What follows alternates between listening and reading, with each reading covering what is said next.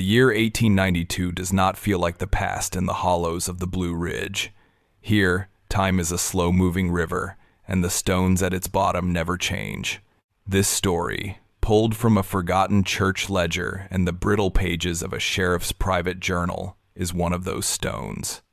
It speaks of a town that believed itself protected by God, nestled in the shadow of the Appalachians, only to find that the oldest and darkest things are not in the mountains that surround you, but in the silence of the neighbor you do not know. This is the account of the Appalachian woman who terrified her town, not with threats or violence, but with a stillness that promised both. If the forgotten voices of history call to you, and this is your first time here, consider subscribing to join our circle of archivists and keep the past within reach.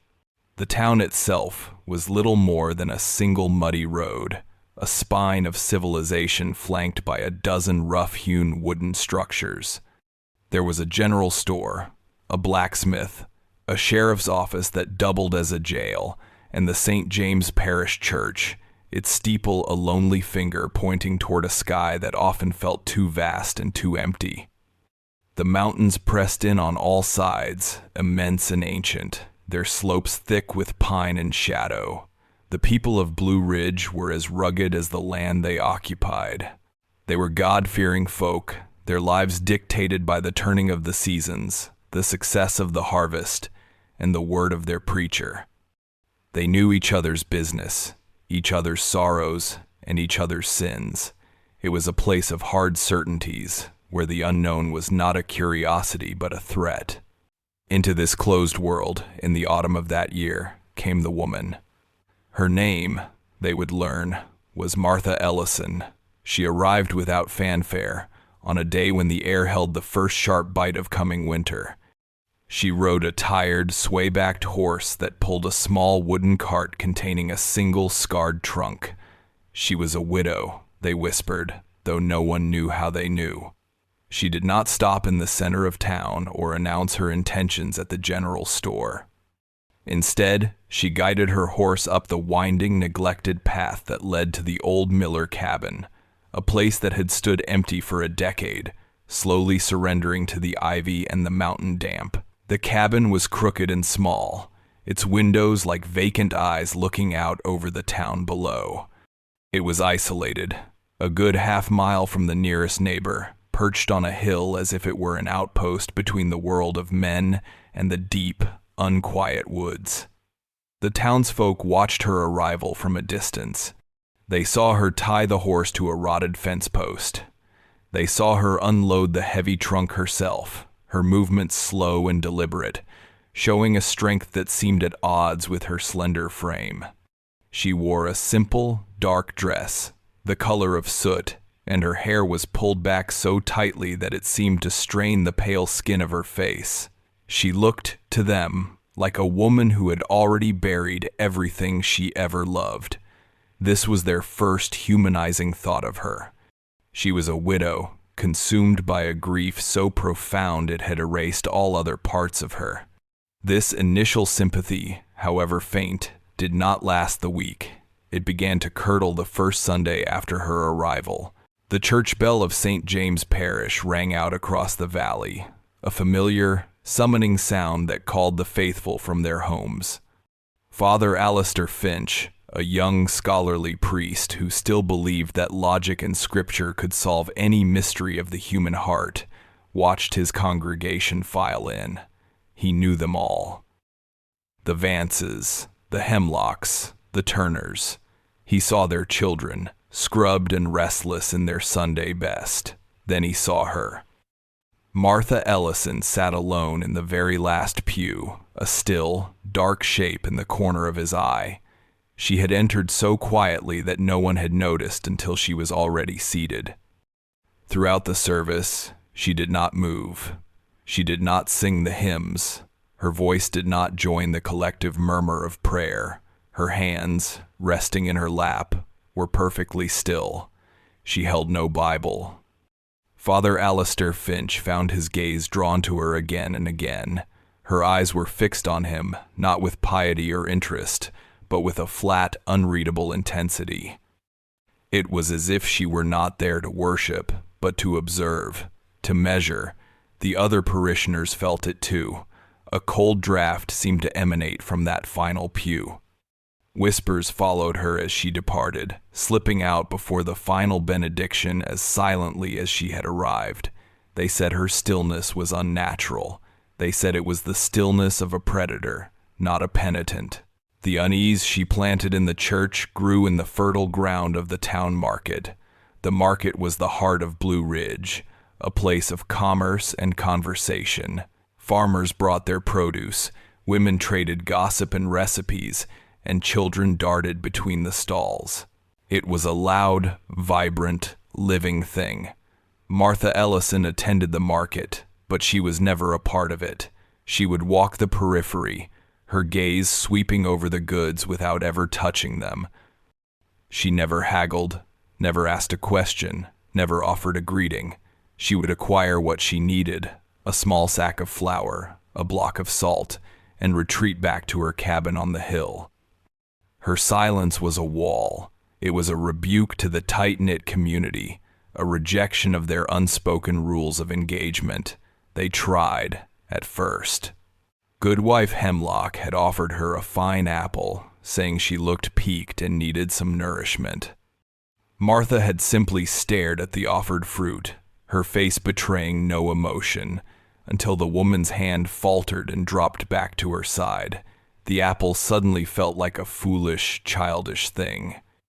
The encounter was retold a dozen times before nightfall, each telling adding a layer of coldness to Martha's stare, a deeper strangeness to her silence.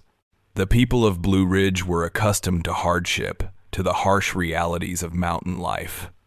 But they were not accustomed to being looked through, to being dismissed as if they were nothing more than ghosts in their own town. Her presence was a constant, low hum of anxiety. She was a question without an answer, a story without a beginning, and in a town built on shared history, a person without a past was the most terrifying thing of all. The fear truly began to take root with the children. Children see things that adults have learned to ignore. They see the shadows in the corner of the room, the faces in the patterns of the wood grain. Their world is closer to the old fears, the ones that predate scripture and reason. One night, the 10-year-old Elias Vance awoke from a troubled sleep. The moon was a sliver in the sky, offering little light. His window looked out onto the rolling hills that separated his family's farm from the rest of the town, and beyond that, the darker hill where the old Miller cabin stood. Something had woken him. Not a sound, but a feeling, a sense of being watched. He crept to the window, his heart a small, frantic drum against his ribs. At first, he saw nothing but the familiar shapes of the night. The skeletal form of the oak tree, the low stone wall that bordered the pasture. Then he saw movement. On the hillside below the crooked cabin, a figure was kneeling. It was a woman. It was Martha Ellison. Elias froze, his breath catching in his throat. There was no lantern. The darkness was nearly absolute, yet he could see her perfectly, as if she were illuminated by some internal cold light. She was digging, not with a shovel or any kind of tool. She was digging with her bare hands, her fingers clawing at the rocky soil with a steady, rhythmic intensity. The earth seemed to fall away before her with an unnatural ease.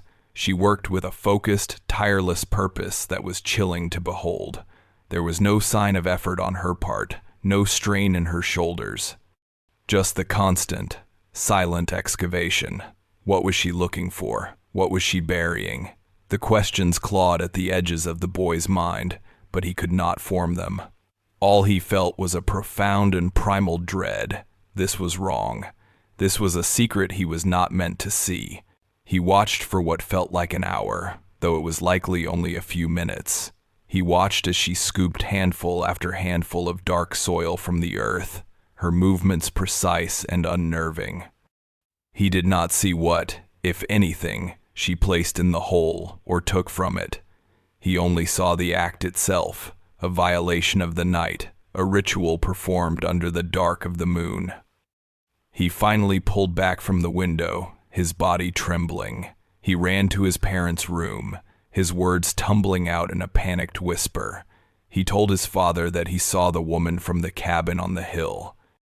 He said she was digging in the dark. He said she used no shovel and no light.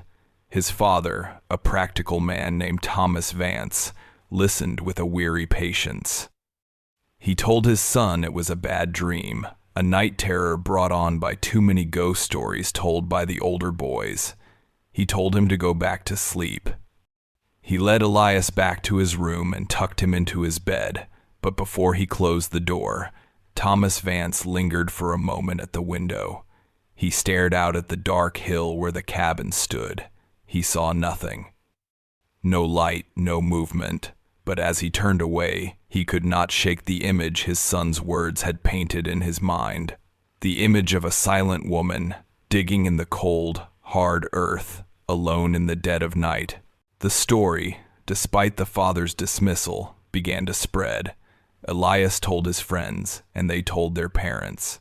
The tale of Martha Ellison digging in the dark became another piece of the unsettling puzzle she presented. It was whispered over fence posts and in the pews before the Sunday service. The town's collective imagination began to work, weaving this new thread into the tapestry of fear they were creating around her. Was she burying a stillborn child, a product of some secret shame? Was she burying treasure, the ill-gotten gains from a past life she kept so hidden? Or was she burying something else entirely? Something unspeakable. The older folks, the ones whose grandparents remembered tales from before the church had tamed the mountains, began to murmur about the old ways. They spoke of folk magic, of things that drew power from the soil and the darkness. They said that some things needed to be buried to be controlled, and some things needed to be dug up to be released. Father Alistair Finch heard these whispers. He preached a sermon on the dangers of gossip and the sin of bearing false witness against a neighbor. He spoke of charity and Christian love. But as he spoke the words, he looked out at his congregation, and for the first time, he saw something in their eyes that his theology could not explain. It was a deep, ancestral fear. The fear of the woods, the fear of the dark, the fear of the stranger on the hill. He saw that they were no longer looking for a neighbor to welcome. They were looking for a monster to blame. The fragile piece of Blue Ridge was beginning to fracture. The looks cast toward the crooked cabin on the hill were no longer just curious. They were hardening into suspicion. The question of who Martha Ellison was had been replaced by a much darker one. What was she? The cold mountain nights grew longer, and the crooked cabin's lantern remained unlit, a single dark eye watching the town as it began to dream of her. And soon, their waking hours would become a nightmare, as the first of the livestock began to disappear, and the quiet dread in the town found a voice and began to howl. The whispers that followed Martha Ellison from the church and the market were like seeds thrown on fertile ground. They needed only a single, dark rain to sprout, and that rain began to fall not with a storm, but with a quiet, inexplicable emptiness. It started at the small farm of Jedediah Croft, a man whose 2 milk goats were the primary source of his meager income. He was a creature of habit, rising before the sun, his boots crunching on the cold-caked mud as he made his way to the small pen behind his house. He was proud of his goats, particularly the nanny, whose milk was sweet and plentiful. He had raised her from a kid, a small, stubborn creature that had followed him like a dog. This small affection was a point of quiet pride for him. On a Tuesday morning in late October, he found the pen empty. The gate, which he always secured with a heavy wooden latch, was swung wide open. There was no sign of a struggle. There was no blood on the ground, no tufts of hair caught on the splintered wood of the fence. There were no tracks. The earth around the pen was soft from an overnight drizzle, soft enough to hold the print of a wolf or a bear, yet it was disturbingly clear. It was as if the two animals had simply vanished into the thin, mountain air. Jedediah Croft spent the morning searching the surrounding woods, his calls growing more desperate as the sun climbed higher. By midday, a cold knot of dread had settled in his stomach. He went to the town's only lawman, Sheriff Elias Thorne. The sheriff was a broad-shouldered man in his 50s, his face a roadmap of worry lines etched by years of settling land disputes and dealing with the occasional drunken brawler. He was a practical man who believed in logical explanations. He listened patiently to the farmer's story, his expression impassive. He told Jedediah that it was likely a mountain cat, known for being clever and leaving little sign. He said the latch was probably loose and the wind had blown it open. He promised to keep an eye out. But after Jedediah Croft left, Sheriff Thorne stood for a long time looking out his window toward the hills. A man like Croft did not forget to latch a gate. And a mountain cat, no matter how clever, could not make two full-grown goats disappear without leaving so much as a single hoofprint in the mud. He opened his official ledger, dipped his pen in ink, and made a note of the incident. He wrote the date, the farmer's name, and the words 2 goats, missing. Then he paused, and under his breath, added that it was a strange business. It was the first entry of its kind, but it would not be the last. Within a fortnight, the strangeness had spread. The Turner family, who lived on the opposite side of the valley, lost a fat sow. The pig was gone from its sty. The wooden planks of its enclosure splintered and broken. But again, there was no blood, no trail to follow. Then, smaller things began to vanish. Chickens were taken from locked coops, their doors ripped cleanly from their iron hinges with a force that no simple predator could muster. The fear in Blue Ridge began to change its shape. It was one thing to lose an animal to the natural dangers of the mountains. It was another thing entirely to have them stolen away by something that left no evidence of its passage, something that seemed to mock the locks on their doors and the fences around their property. The empty pastures and broken fence posts became monuments to a growing anxiety. The silence where animals once shuffled and called out was now a heavy, listening silence. The townsfolk began to look at one another with suspicion, but their collective gaze always drifted upward, toward the lonely cabin on the hill where the strange woman lived. They had no proof, they had no reason. They had only a feeling, a deep and unsettling certainty that this darkness had arrived with her. The next phase of the terror moved from their livestock to their homes. It came in the form of marks. Goodwife Hemlock was the first to find them. She had gone out at dawn to fetch water from the well and saw them gouged into the heavy oak of her front door. There were 3 deep, parallel scratches, running from the height of a man's shoulder down to the floor. The wood was splintered and raw, the marks looking fresh, as if they had been carved there during the night. They were too wide and too deep for a cat, too uniform for a bear.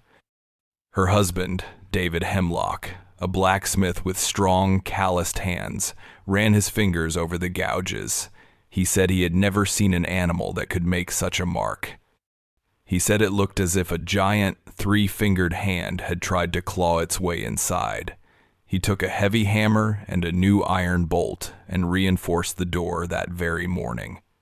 The story of the marks on the Hemlock door traveled through the town before the sun was high in the sky. By evening, other families had found them. The Vances, the Turners, even the small cottage of the town's seamstress. The marks were always the same. 3 deep, parallel lines, a silent, menacing signature left in the night. The men of the town began carrying their hunting rifles with them, even just to cross the road. The women began stuffing rags into the keyholes and cracks beneath their doors after sunset. A siege mentality took hold. They were being stalked by something they could not see, something that left messages on their very thresholds, a promise of violence that was all the more terrifying for being delayed. And then came the howls. They were not the familiar, mournful cries of the wolves that sometimes echoed down from the highest peaks. This was a different sound. It was thin and high-pitched, a sound that seemed to tear at the edges of the night. It often began as what sounded like a woman weeping in the distance, a sound of profound grief that would make a listener's heart ache with sympathy. But then the weeping would change, its pitch rising, twisting into a sharp, predatory shriek that was filled with hunger and rage. The sound would carry on the cold night wind, seeping through the walls of the houses, making the bravest of men feel a chill deep in their bones. It was a sound that did not belong to the natural world. It felt ancient and wrong. The dogs of the town, normally quick to bark at any disturbance, would fall silent when the howling began. They would whine and press themselves into the corners of the homes, their bodies trembling. The people would lie awake in their beds, listening, the sound seeming to come from all directions at once, though many swore its source was the dark hill where Martha Ellison's cabin stood like a silent, watching sentinel.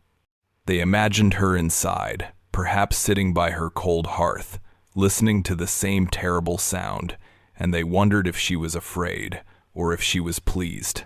The final piece of evidence, the one that would turn whispered accusation into a roar of certainty, came from a child. Young Samuel Hemlock, the blacksmith's son, was a boy of 7 with a quiet and observant nature. One night, he was woken by the bright, cold light of a full moon. It streamed through his small bedroom window, painting a silver square on the wooden floorboards. He felt a sudden, inexplicable urge to look outside. He was not afraid. It was the same feeling of curiosity that might lead a boy to turn over a rock to see what lived beneath. He slipped out of his bed and padded silently to the window, his small hands resting on the cool glass of the pane. In the yard below, bathed in the stark moonlight, a figure was standing. It was a woman. It was Martha Ellison. She was not moving. She was simply standing in the middle of the yard, her head tilted up, her face turned directly toward his window. Her expression was calm, her eyes 2 dark pools of shadow in the pale light. She was not threatening. She was not menacing. She was just there, watching his window with an unnerving, absolute stillness. For a moment, the boy felt nothing but confusion. What was she doing in their yard? Why was she looking at his room? Then, a wave of cold fear washed over him, so intense it felt like being plunged into icy water. This was wrong. She should not be there. He opened his mouth and screamed, a raw, piercing cry that shattered the silence of the house. Within seconds, the door to his room burst open, and his father, David Hemlock, rushed in, a heavy iron poker in his hand. The boy pointed a trembling finger toward the window. He said her name. He said the woman was in the yard. David Hemlock lunged to the window, his eyes scanning the moonlit space below. It was empty. There was nothing there but the familiar shapes of the woodpile and the water trough. He told his son he had a nightmare, that his mind was playing tricks on him, but the boy's terror was too real to be dismissed so easily. David Hemlock, his heart hammering in his chest, grabbed his shotgun from its place above the hearth and unbolted the front door. He stepped out into the cold night air, the gun held ready. The yard was still and silent. He walked to the spot directly beneath his son's window. The ground there was soft, damp from the evening dew. He held his lantern low, searching for any sign, any disturbance. There were no footprints. There was not a single blade of grass out of place. It was as if no one had stood there at all. He went back inside, his face grim. He tried to soothe his son, telling him again that it was only a bad dream, a shadow cast by the moon. But David Hemlock did not believe his own words. He had seen the look on his son's face, and he could not explain the utter lack of any tracks in the soft earth. He sent his wife and son to their bed, but he himself did not sleep for the rest of the night. He sat in a wooden chair in the main room, his shotgun laid across his knees, his eyes fixed on the barred front door. He was no longer just a blacksmith. He was a guard, protecting his family from an enemy that could appear and disappear at will, an enemy that left no trace of its presence except for the terror it imprinted on the mind of a child. The story of what Samuel Hemlock saw spread through Blue Ridge like a plague. It was no longer a matter of missing goats or strange marks on a door. This was different. This was a violation. Martha Ellison, the silent woman from the hill, had been seen inside their fences, standing in their yards, staring into the windows where their children slept. The last vestiges of doubt in the town's collective mind evaporated. Coincidence could not explain this. A wandering predator could not explain this. This was the work of a malevolent will, a focused and personal campaign of terror. The question was no longer if Martha Ellison was responsible for the darkness that had fallen over their town. The question now was what they were going to do about her. The fear had finally found its focus. It had a name. It had a face. And Father Alistair Finch, hearing the panic stories from his parishioners, seeing the genuine terror in their eyes, knew that his sermons on charity and reason were no longer enough. He felt the weight of his responsibility as the spiritual shepherd of this frightened flock. He believed a direct evil was menacing his town, and it was his sacred duty to confront it. He sent word through the community. There would be a special meeting at the church after the evening prayer. It was time, he said, for the good people of Blue Ridge to speak about the darkness among them and to decide how to drive it out. The Church of St. James Parish had never felt less like a sanctuary. On the night of the special meeting, the air inside was thick and cold, heavy with the scent of damp wool, kerosene, and fear. The dim oil lamps, hung from the rough-hewn wooden beams, cast long, trembling shadows that danced on the walls like tormented spirits. They did little to push back the oppressive darkness that gathered in the corners of the room and clung to the high vaulted ceiling. Every family in Blue Ridge was present. They sat not in their usual pews, but huddled together in the front, as if seeking safety in numbers. Their faces, illuminated by the flickering, unsteady light, were pale and drawn. The men's jaws were set, their hands resting on their knees, looking coiled and ready for violence.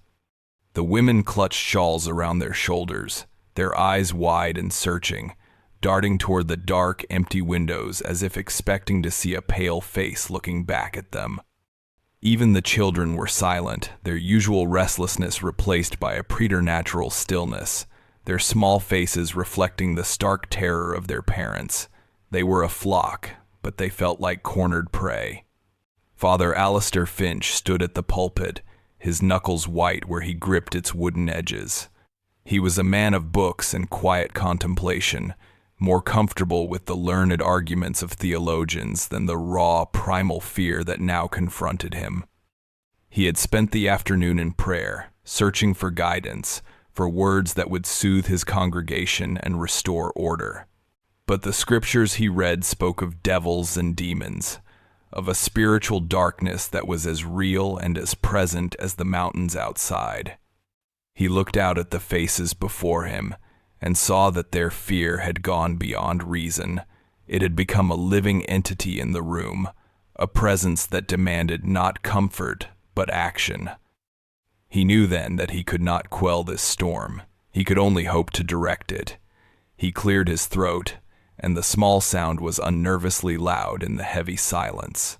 He began to speak, his voice low and steady, yet carrying to every corner of the church. He told them that he had not called them here to spread panic, but to confront a truth. He said that a Christian community was a body, and when one part of the body suffered, all parts suffered. He spoke of the trials they had endured over the past weeks. He reminded them of Jedediah Croft's goats, vanished without a trace. He spoke of the turner's sow and the chickens taken from behind locked doors. He described the marks that had appeared on their homes, the 3 deep gouges that were not made by any known animal of God's creation. His words were simple and direct, a catalog of their shared anxieties. With each recounted event, he could feel the tension in the room tighten. Heads nodded in grim agreement. A low murmur, like the growl of a disturbed animal, began to move through the PG congregation. He then spoke of the howls in the night, the terrible, unnatural sound that chilled the soul and silenced the dogs. He said it was the sound of something unholy, something that mocked the peace of their valley. Finally, he came to the story of young Samuel Hemlock. He described how the boy had seen a figure in his yard, a figure that stood and watched his window in the dead of night.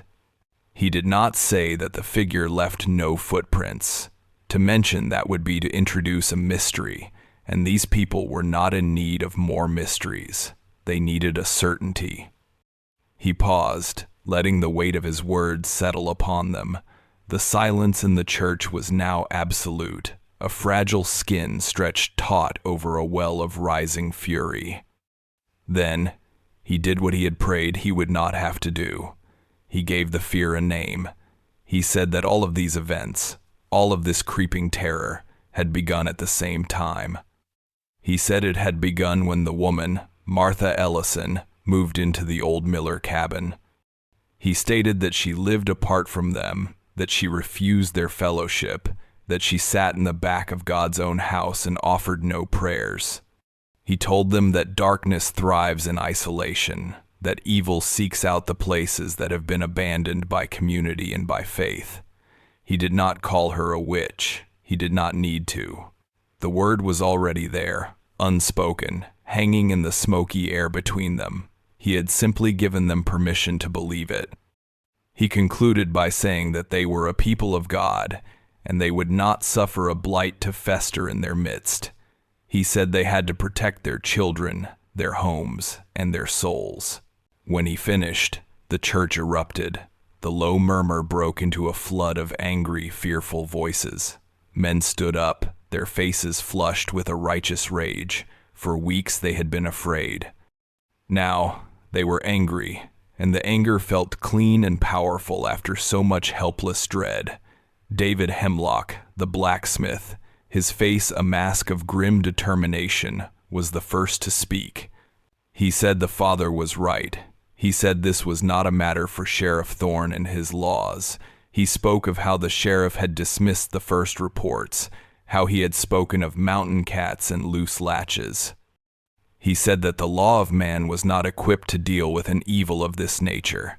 His voice was a hammer striking an anvil, each word a blow that shaped the molten fear of the crowd into the hard steel of purpose. Other voices joined his. Jedediah Croft, his face gaunt with worry, spoke next. He was one of the town's elders, a man who remembered stories his grandfather had told him. He spoke of the old tales, the ones that came from the deepest parts of the mountains, from a time before the church had planted its cross on the hillside. He told them about the night walkers. He said they were creatures that wore human skin, but were ancient and hungry things underneath. He described them as solitary beings, drawn to the edges of civilization, who could command the beasts of the forest and sour the milk in the pail. He said they could walk without leaving a trace and could make a person see things that were not there. He said a night walker fed on the life of a place, on its livestock, on its peace, and finally, on its children. As he spoke, the flickering lamplight seemed to dim, and the shadows on the walls grew longer and more menacing. The fear in the room was now laced with a dark, thrilling folklore. They were not just facing a strange woman, they were facing a monster from their oldest nightmares. They were the heroes in a story as old as the mountains themselves. Then an old woman named Agnes Vance, the grandmother of the boy Elias who had first seen Martha digging in the dark, rose to her feet. Her voice was thin and reedy, but it cut through the rising clamor with surprising force. She said she remembered hearing of a Martha Ellison from 2 counties over, perhaps 10 or 12 years ago. She said the name had troubled her since the woman arrived. She told the assembled townsfolk that this other Martha Ellison had also been a widow. She had married a strong young farmer, but he had taken ill within a year of their wedding. The doctors could find no cause. It was a wasting sickness, she explained, that hollowed him out from the inside until there was nothing left. He had died within a month, his body as light as a bundle of dried corn husks. The community had been suspicious then, too. She paused, letting her words sink in. Then she added the final, damning detail. She said that Martha Ellison had been known in that county as a healer. She was a woman who knew the old ways with herbs and roots, who could make poultices for fevers and teas for colic. This was meant to be a humanizing detail, a glimpse into a life before Blue Ridge. But in the superheated atmosphere of the church, it was twisted into something monstrous. Agnes Vance's voice dropped to a conspiratorial whisper. She asked the congregation if it was healing she practiced, or if she simply understood the properties of plants so well that she knew how to cure a sickness as easily as she knew how to cause one. The question was a spark thrown into a powder keg. Was she a healer or something older and cursed? The town had its answer. They now had a history for their monster, a story of a husband mysteriously dead, a history of dabbling in the dark arts that lay hidden in the roots and leaves of the ancient forest. The moral panic was complete. The church was no longer a place of worship. It was a war council. The people of Blue Ridge were united now, their individual fears forged into a single terrible weapon. They were no longer afraid of the unknown. They had identified their enemy. They had named her. They had given her a past. And now, they would give her a reckoning. It was David Hemlock who made the final proclamation. He said that they could not wait another night.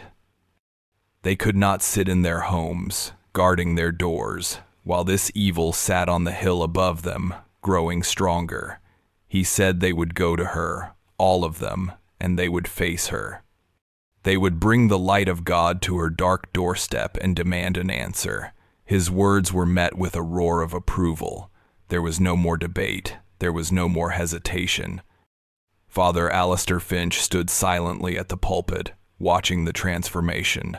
He had intended to give his flock a focus for their fear, a way to understand it through the lens of faith. He had not intended to unleash this. He saw the fervor in their eyes, the grim set of their mouths, and he felt a chill that had nothing to do with the autumn night. He had spoken of driving out the darkness, but as he watched the men of his congregation begin to move toward the church doors, he realized he had only given it a torch to carry. The meeting was over. The men filed out into the night, their boots heavy on the wooden floorboards. They did not go directly to the hill. They went first to their homes to retrieve their rifles, their axes, their pitchforks, and their lanterns. They were no longer a congregation. They were a mob, a righteous army marching under a banner of fear and faith, ready to confront the woman in the crooked cabin on the hill. The night that consumed Blue Ridge was starless and cold. A low, ragged ceiling of clouds scudded across the sky, obscuring the moon and swallowing what little light it offered. The darkness was a physical presence, a thick, smothering blanket that muffled sound and played tricks on the eye. It was into this profound blackness that the mob of townsfolk marched. They moved as a single, hulking organism, a creature of shadow and fire. The men walked in the front, their shoulders hunched against the biting wind, their hands gripping the cold wood and steel of their makeshift weapons. They carried lanterns, but the bobbing pools of yellow light seemed only to deepen the surrounding gloom, illuminating a shifting circle of muddy ground, gnarled tree roots, and the determined, grim faces of their neighbors. Behind the men came the women and the older children, their forms dark and indistinct, drawn along by the terrible gravity of the event. They were not there to fight, but to witness, to be present for the casting out of the evil that had plagued them. It was a pilgrimage of fear, a procession moving not toward a holy site, but toward a place of perceived damnation. The path to the old Miller cabin was steep and treacherous. It was little more than a goat track, overgrown with thorny vines and littered with loose stones that turned under their boots. The climb was arduous, their breathing coming in harsh, ragged bursts that plumed like white smoke in the frigid air. No one spoke. The only sounds were the crunch of their footsteps, the creak of leather, the metallic clink of a rifle barrel against a lantern cage, and the ceaseless, whispering rush of the wind through the skeletal branches of the trees. The wind itself seemed to be a hostile force, clawing at their clothes, trying to extinguish their lights, and carrying with it the cold, damp smell of rotting leaves and deep earth. As they ascended, the familiar lights of their own homes in the valley below grew smaller and more distant, until they were nothing more than a faint, scattered glimmer. They were leaving the world they knew, the world of order and reason, and climbing into something older, something ruled by the raw, untamed power of the mountain and the night. They finally reached the crest of the hill and saw it. The cabin stood silhouetted against the bruised purple of the night sky, a crooked, misshapen thing that seemed to lean away from the wind. It looked more like a natural growth, a dark fungus that had sprouted from the rocky soil, than a dwelling built by human hands. There were no lights on in the town below, but here, a single window glowed. It was not the warm, steady yellow of a kerosene lamp. It was a strange, unnatural light, a sickly, greenish-white luminescence that pulsed with a slow, rhythmic beat, like a diseased and laboring heart. The light flickered and shifted, casting strange, elongated shadows that writhed on the grimy window pane. The sight of it stopped the mob in their tracks. A collective, involuntary gasp rippled through the crowd. This was not the home of a lonely widow. This was a lair. This was the source of the wrongness they had all felt. The quiet resolve of their march up the hill began to fray at the edges, replaced by a more immediate and visceral fear. As they stood there, paralyzed by the sight of the glowing window, a new sound reached them. It was not the howl they had heard from their homes.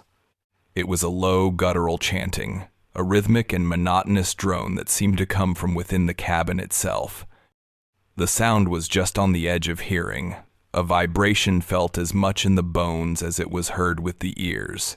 It was a human voice, they thought, but the language was utterly alien, a cascade of harsh consonants and long, drawn-out vowels that held no meaning for them. The sound rose and fell in a steady, hypnotic cadence, a sound that spoke of ancient rituals and things that should have remained buried and forgotten. The chanting seemed to synchronize with the pulsing of the light in the window, creating a disorienting, nauseating effect. Some of the women at the back of the crowd began to pray, their whispered words of scripture a fragile shield against the pagan sound that emanated from the cabin. David Hemlock, the blacksmith, took a hesitant step forward, his knuckles white where he gripped his heavy shotgun. He squinted, trying to make sense of the scene before him. It was then that he saw the shadow. Inside the glowing room, a silhouette was cast upon the far wall. It was the shape of a woman, tall and slender. It was Martha Ellison. But as he watched, his blood ran cold. The shadow wavered, seemed to blur at the edges, and then, impossibly, it split in two. For a terrifying, heart-stopping moment, there were two distinct shadows on the wall, cast from a single figure. One shadow was the shape of the woman, but the other was something else entirely. It was taller, thinner, with arms that were too long and fingers that ended in sharp, claw-like points. The second shadow moved with a fluid, predatory grace, independent of the first. It seemed to writhe and twist on the wall, a thing of pure darkness given form. He cried out, a strangled sound of disbelief and terror. He pointed a trembling finger at the window, telling the others what he saw. He said her shadow was not her own. He said there was something else in there with her. His cry broke the spell that had held the mob in place. The fear that had paralyzed them now erupted into a wave of panicked fury. This was undeniable proof. This was witchcraft. This was a demon, summoned and given shelter in their very hills. The slow dread that had been building for weeks now boiled over into a singular cleansing rage. There would be no more waiting. There would be no more questions. They surged forward, a wave of shouting, terrified people. They surrounded the small cabin, their lanterns creating a ring of frantic, dancing light. The chanting from within the cabin did not stop. If anything, it grew louder, more intense, as if fueled by their approach. The pulsing green light in the window began to beat faster, its rhythm matching the frantic hammering of their hearts. A young farmer named Silas Turner, his face a mask of sweat and terror, was the first to reach the door. He held his pitchfork like a spear and lunged, driving the tines into the weathered wood. The wood splintered but held. Others joined him, their fear giving them a strength they did not know they possessed. They threw their shoulders against the door, the old wood groaning in protest. David Hemlock used the butt of his shotgun as a battering ram, the heavy thud of the blows echoing over the sound of the wind and the ceaseless chanting. The door was old, but it was sturdy, barred from the inside with a heavy timber beam. For a few frantic moments, it held against their onslaught. This resistance only inflamed their terror and their rage. What was she hiding in there that she would bar the door so heavily? The question was a spur, driving them to a greater frenzy. The children who had been brought along began to cry, their wails adding to the chaotic, fevered symphony of the night. The scene was one of utter madness. A ring of righteous, terrified townsfolk, their faces illuminated by the hellish green glow from the window, trying to break down the door of a crooked cabin while a strange, inhuman chanting echoed from within. They were no longer the simple farmers and merchants of Blue Ridge. They were inquisitors. They were exorcists.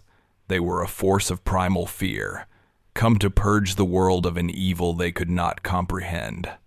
Finally, with a great splintering crack, the timber bar on the inside of the door gave way. The door flew open, slamming back against the interior wall with a deafening crash. The mob, carried forward by their own momentum, stumbled and poured into the single, small room of the cabin. The chanting stopped. The pulsing green light vanished, plunging the room into a disorienting, near-total darkness, relieved only by the wavering light of the lanterns they carried. For a moment, there was a stunned silence, broken only by their own heavy breathing. Their eyes struggled to adjust to the gloom, to make sense of the scene that lay before them. They had breached the walls. They had crossed the threshold. They had come to confront the source of their terror. But what they found inside was not what they had expected. The reality of Martha Ellison's secrets was far stranger and far more horrifying than their folklore and hysteria had ever imagined. The chaos of the confrontation was over. The true horror was just beginning. The sudden cessation of the chanting and the abrupt plunge into darkness was a shock to the senses. The mob, which had been a single entity of unified rage, now fractured into a collection of stunned and disoriented individuals. They stumbled into the small room, their own momentum a clumsy, dangerous force. Lanterns swayed wildly, throwing chaotic, distorted shadows across the walls and into the terrified faces of their neighbors. The air inside the cabin was the first violation. It was stale and thick, heavy with the cloying, metallic scent of old blood, a smell like a butcher's shop that had been closed for a week. Underneath that was another odor, a pungent herbal aroma that was both medicinal and deeply unpleasant, like crushed weeds and bitter roots. It was the smell of decay and preservation, a scent of death held unnaturally at bay. For a long, silent moment, the only sound was the ragged, panicked breathing of the intruders. Their eyes, accustomed to the deep black of the mountain night, struggled to adjust to the shifting lantern light. The room was small, unnervingly so. The walls were bare wood, dark with age and soot. There was no fireplace, only a small blackened iron stove in the corner, its surface cold to the touch. The furniture was sparse and crude. A narrow cot with a thin, stained mattress was pushed against one wall. A small, rough-hewn table stood in the center of the room, and upon it sat a single, unlit candle. And in the far corner, away from the door, was a simple, straight-backed wooden chair. Seated in that chair was Martha Ellison. She did not move. She did not scream or cry out. She simply sat with her hands folded loosely in her lap, her back straight, her head held high. The chaotic light of their lanterns washed over her, but she did not blink. Her eyes, dark and unreadable, moved from one face to another, not with fear or anger, but with a kind of weary, detached appraisal.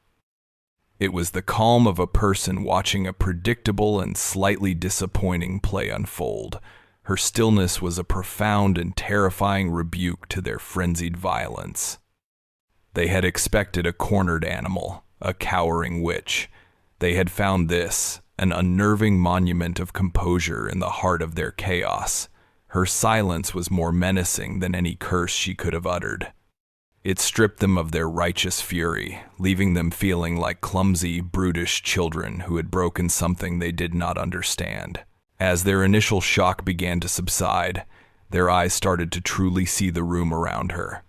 David Hemlock was the first to raise his lantern higher, pushing back the shadows. He let out a low, guttural sound of revulsion, a sound that was echoed by others as the light spread. The walls were not bare. Every available surface, from the floorboards to the heavy wooden beams of the ceiling, was covered in carvings. They were not random scratches. They were intricate, geometric symbols, lines and circles, and sharp, angular shapes woven together into complex patterns. The symbols were unlike anything they had ever seen. They were not letters from any known alphabet, nor were they the simple folk signs sometimes carved into barns for good luck. These were alien and deliberate, carved with a steady, obsessive hand. The same patterns were etched into the legs of the table, the frame of the cot, and the back of the chair in which Martha sat. The entire cabin was a vessel, a container inscribed with a language of madness or some forgotten, terrible power. The chanting they had heard from outside now made a horrifying kind of sense. It was the voice for these symbols, the sound that gave them life. Then they saw the shelves. Lining the wall behind Martha were 3 long, rough planks of wood, sagging slightly under the weight of what they held. They were crowded with glass jars of various sizes. Mason jars, old pickle jars, small medicinal vials. At a distance, they might have held preserved fruits or vegetables, the typical contents of a mountain pantry. But as Silas Turner took a hesitant step closer, holding his lantern aloft, the true nature of the collection was revealed.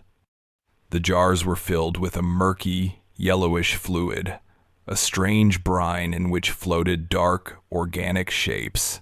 They were organs. In one large jar, a pig's heart was suspended, pale and swollen. In another, a goat's liver drifted, its surface unnaturally smooth. But not all the jars held the organs of livestock. Dr. Harold Smith, the town's physician, was pushed forward by the crowd. He was a man of science, a man who believed in rational explanations, but his face was ashen in the lantern light. He approached the shelves with the cautious, reluctant steps of someone approaching a catastrophic injury. He held his own lantern close to the glass, his clinical curiosity warring with a basic, human revulsion. He pointed a trembling finger toward a small, bell-shaped jar. Floating inside was a human heart, small and undeveloped. It was the heart of an infant. In another jar, a pair of human lungs, blackened and shrunken, were tangled together like a grotesque knot of weeds. There was a stomach, a spleen, a set of kidneys. It was a dismantled human body, pickled and catalogued on the shelves of this remote cabin. The horror in the room was absolute and suffocating. The women began to weep, their hands covering their mouths. The men, who had been so full of violent purpose moments before, now looked sickened and pale, their weapons hanging limply at their sides. And in the center of the middle shelf, surrounded by these horrors, sat another object. It was not in a jar. It was a child's toy. It was a small, crudely carved wooden doll, no taller than a man's hand. Its body was a simple block of wood, its arms and legs little more than twigs. Its face was a smooth, featureless oval of wood, with 2 black buttons sewn on for eyes. The doll was dressed in a scrap of faded blue cloth, the kind used for a young girl's dress. Dr. Smith reached out a shaking hand and picked it up. He turned it over and showed it to the others. He asked if anyone recognized it. He asked if anyone knew of a child who had owned such a doll. A wave of silent head-shaking passed through the crowd. No one had ever seen it before. The doll was a chilling enigma. The organs in the jars were a clinical horror, a desecration of the dead. But the doll was a personal tragedy. It spoke of a specific, unknown victim. It suggested a child, a little girl in a blue dress, who had vanished from the world so completely that not even the memory of her toy remained. It was a symbol of a horror that was deeper and more personal than grave robbing. It was a symbol of a life that had been taken and erased. The core question burned in the minds of all present. Was this the work of a deranged woman, a murderer who collected gruesome trophies from her victims, or was this something else? The preserved organs spoke of a scientific, albeit gruesome, madness. But the symbols carved into the beams, the strange pulsing light they had seen, and the unholy chanting they had heard, all pointed towards something supernatural. The scene was a collision of ritual and insanity, a place where the lines between the occult and the psychopathic had been completely dissolved. They had come seeking a witch, a creature of folklore. They had found a serial killer, a practitioner of some dark, bloody rite, or perhaps, terrifyingly, both at once. Throughout the discoveries, Martha Ellison remained seated, her expression unchanged. It was only when David Hemlock, his voice cracking with a mixture of rage and disgust, finally turned on her and demanded to know what she had done, that she spoke. Her voice was not the demonic rasp they might have expected. It was quiet, low, and laced with a profound and unnerving sadness. She did not shout. She did not threaten. She looked at the circle of terrified faces, at the jars on her shelves, at the small doll in the doctor's hand, and then she looked at them. She said that they had brought this on themselves. Her words were not a confession. They were an accusation.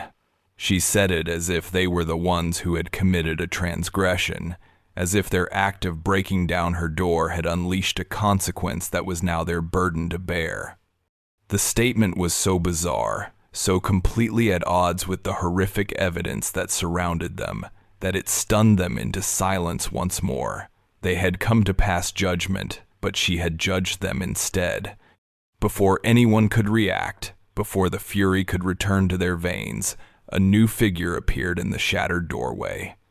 It was Sheriff Elias Thorne, his face grim, a heavy pistol in his hand. He had been alerted by the noise, the procession of lights up the hill. He took in the scene with a single, sweeping glance.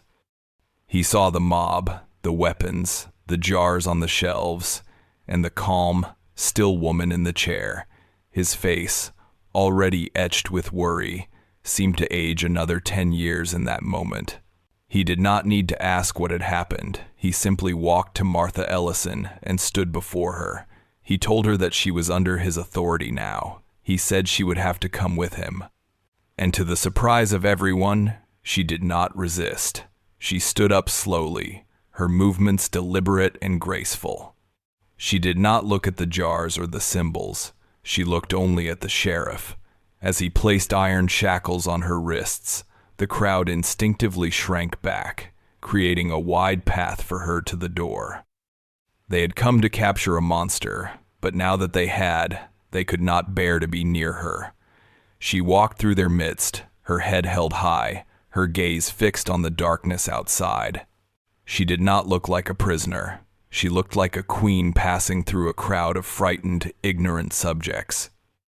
As she stepped across the threshold of her violated home, a cold gust of wind swept through the cabin, extinguishing half the lanterns and causing the jars on the shelves to tremble.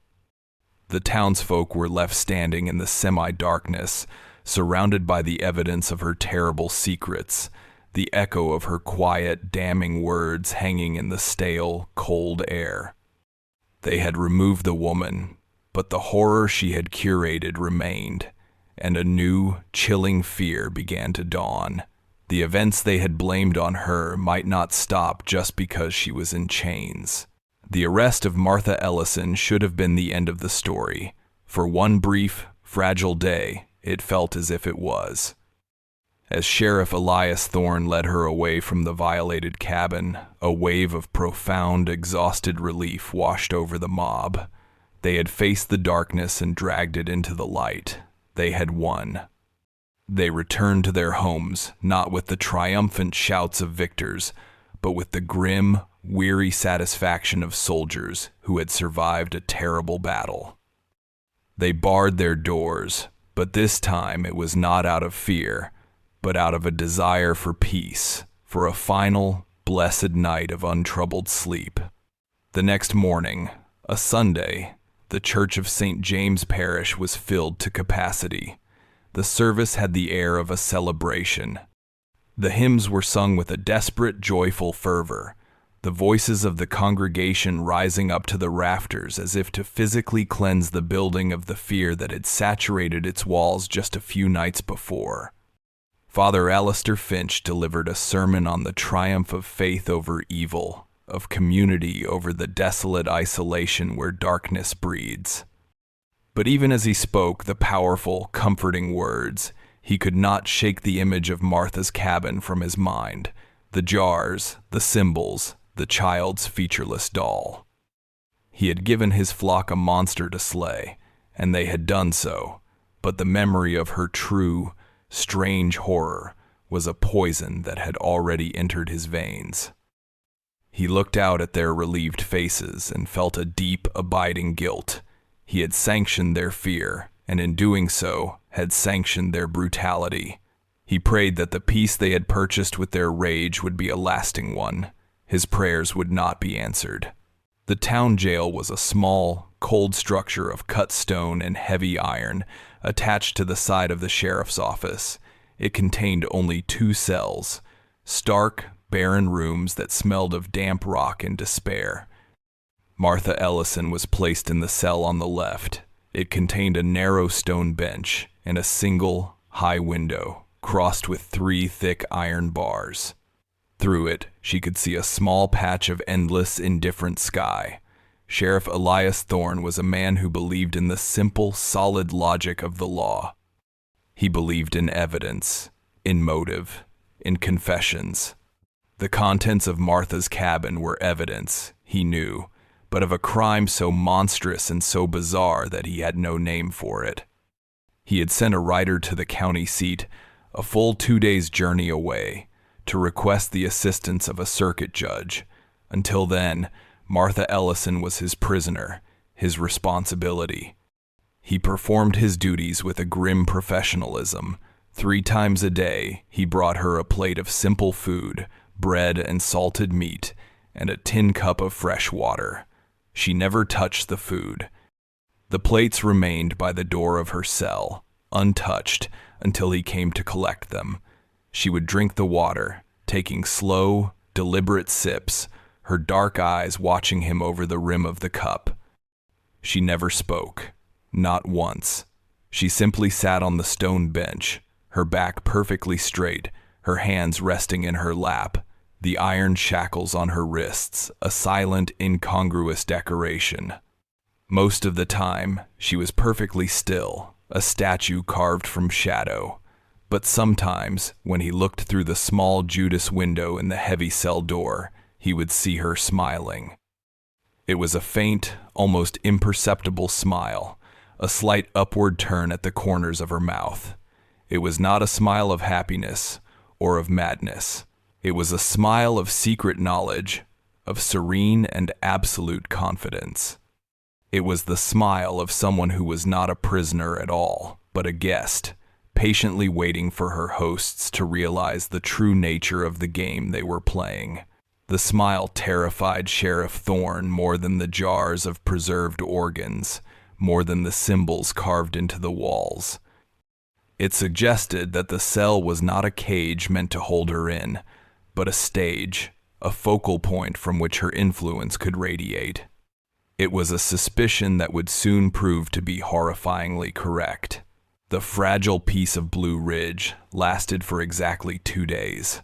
On the third morning after Martha's arrest, the terror returned, and it was 100 times worse than before. Jedediah Croft, the man who had lost the first 2 goats, awoke to a scene of biblical devastation.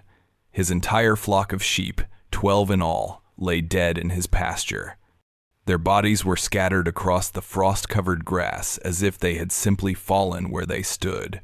There were no marks on them, no signs of a struggle, no blood, no torn flesh. Their eyes were wide open, staring up at the pale morning sky with a glassy, vacant terror. It was not the work of a predator. A wolf or a mountain cat kills for hunger. This was a massacre, an act of pure, wasteful malice. The news of the slaughter spread through the town like a winter plague. By midday, other reports came in. The Turner's last pig was dead in its sty. 3 of the Vance family's cows were found lifeless in their barn, their bodies already cold and stiff. The economic loss was devastating, but it was the nature of the deaths that caused the real panic. This was not a physical threat. This was a curse, a pestilence that had been laid upon their land. That night, the howls began again. They were louder now, and closer. They no longer seemed to come from the distant hill, but from the dark woods that pressed in on the edges of the town itself. The sound was more complex than before, a chorus of those high, shrieking cries, as if the single terrible voice had summoned others to join its lament. And with the howls came the sightings. The fear was no longer a faceless dread in the darkness. It now wore a familiar, terrifying face. Goodwife Hemlock, looking out her window to check on a strange noise, saw a woman's face staring back at her from the other side of the glass. It was Martha Ellison. The woman's eyes were wide and her mouth was open in a silent scream. Goodwife Hemlock shrieked and her husband came running, but when he looked, there was nothing there but the black, reflective glass of the window pane. Young Elias Vance, the boy who had first seen Martha digging, woke up in the middle of the night to see her standing at the foot of his bed. She was just a silhouette, a pillar of darkness in his moonlit room, but he knew, with a certainty that froze the breath in his lungs, that it was her. He squeezed his eyes shut, and when he opened them again, she was gone. The stories multiplied. She was seen at the edge of the woods, a fleeting shape in a dark dress that vanished when approached. She was seen by the creek, her reflection looking up from the surface of the water. She was seen in the churchyard, a dark figure moving between the old, leaning gravestones. The town was gripped by a collective hallucination, a waking nightmare from which they could not escape. Sheriff Thorne heard the stories, and each one was another turn of the screw in his own private torment. He would leave his office, walk the 10 steps to the jail, and look through the Judas window. And there she would be, sitting on her stone bench, as calm and as still as the rock she sat upon. She was there. He could see her with his own eyes, and yet she was also out in the town, a phantom specter sowing a new and more potent brand of fear. The question that had haunted them before, whether she was a mad woman or something supernatural, now seemed horrifyingly naive. The answer was so much worse. She was both, and she was more. The woman in the cell was the body, but the thing that was terrorizing them, the entity they saw in their windows and at the foot of their beds, was the spirit. And they had made the terrible mistake of believing that by caging the one, they could control the other. The culmination of the town's nightmare came for the man who believed he was in charge. Sheriff Elias Thorne had a daughter. Her name was Sarah Thorne, and she was 9 years old. She was a quiet, serious child, with her father's steady eyes and a love for the natural world. Her greatest pleasure was walking along the banks of the creek that ran behind their small house, searching for stones that the water had worn smooth and round. She had a collection of them on the windowsill in her room, a row of gray, white, and black ovals that she would arrange and rearrange for hours. On a cold, gray afternoon, a week after Martha's arrest, Sarah went out to the creek as she often did. Her mother told her to be back before sunset, when the evening chill began to set in. The sun set. The chill arrived. Sarah Thorne did not come home. The initial worry in the sheriff's house slowly curdled into a cold, sharp-edged panic. Sheriff Thorne and his wife called her name, their voices growing more frantic as the darkness deepened, and the only answer was the mocking echo from the surrounding hills. The sheriff lit a lantern and searched the creek bed, his heart a cold, heavy stone in his chest. He found a small pile of her favorite smooth stones on a large, flat rock, a sign that she had been there. But he did not find his daughter. By full dark, the entire town was alight with lanterns. The fear of the phantom Martha was forgotten, replaced by the more immediate, more terrible fear for a missing child. The men of Blue Ridge, who had so recently formed a mob to hunt a witch, now formed a search party to find a little girl. They combed the woods, their lights cutting feeble, desperate paths through the oppressive blackness. They shouted her name until their throats were raw. They found nothing. The search continued for 3 days. The entire town ceased to function. Fields were left untended, chores undone. Their single, collective purpose was the search for Sarah Thorne. But the mountain that surrounded them was vast and indifferent. It held its secrets close. By the end of the 3rd day, a terrible, unspoken understanding settled over them. They would not find her.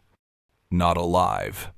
The hope that had fueled their search guttered and died, leaving behind only the cold ashes of grief and a renewed, amplified terror. Sarah Thorne was gone, vanished as completely as Jedediah Croft's goats. She had been taken by the mountain or by the dark, hungry thing that now haunted it. On the 4th day, Father Alistair Finch, his face a mask of spiritual agony, walked to the town jail.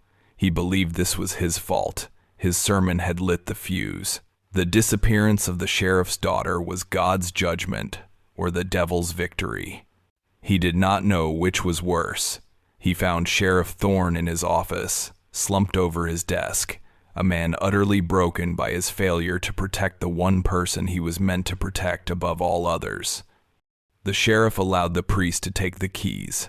Father Finch walked to the cell door and unlocked it. He stepped inside, the heavy door swinging shut behind him. Martha Ellison sat on her bench, her expression as serene as ever. The priest stood before her, his hands trembling. He asked her where the girl was. He begged her. He told her that if she had any scrap of a human soul left inside her, to tell them what she had done with the child. Martha looked up at him. For the first time, her expression changed. The faint, knowing smile faded, replaced by a look of profound, almost pitying sorrow. She did not speak. She simply shook her head, a slow, deliberate movement, as if to say that he was asking the wrong question, that he was still too blind to understand what was truly happening. The silence in that cell was the final, damning answer. Martha was not the cause of the darkness. She was the vessel. Perhaps she was a gate, or a warden, or something else entirely. Perhaps her rituals, the ones they had interrupted, were not meant to summon the evil, but to contain it. By breaking into her cabin, by stopping her work and locking her away, they had not trapped the monster. They had set it free. Father Alistair Finch stumbled out of the jail, the full weight of his catastrophic miscalculation crushing his soul. He returned to the empty church and opened his personal journal. His hand shook so badly that his writing was a barely legible scrawl. He wrote about the mob. He wrote about the broken door. He wrote about the smiling woman in the cell and the empty space where a 9-year-old girl used to be. He understood now that the terror that had gripped Blue Ridge was not because of Martha Ellison's presence, but because of what her presence had been holding back. She had terrified the town, not with what she did, but with what followed when she could do her work no more. The priest ended his journal entry with a single, trembling line, a final prayer of absolute despair. He wrote that if Martha Ellison was a witch, then God help them all, for she was never alone. The case file on Martha Ellison is now closed. Thank you for walking these halls of history with us. If you are new here, subscribe to stand among those who will be present when the next case is opened, and leave a comment to share your thoughts on what you have witnessed.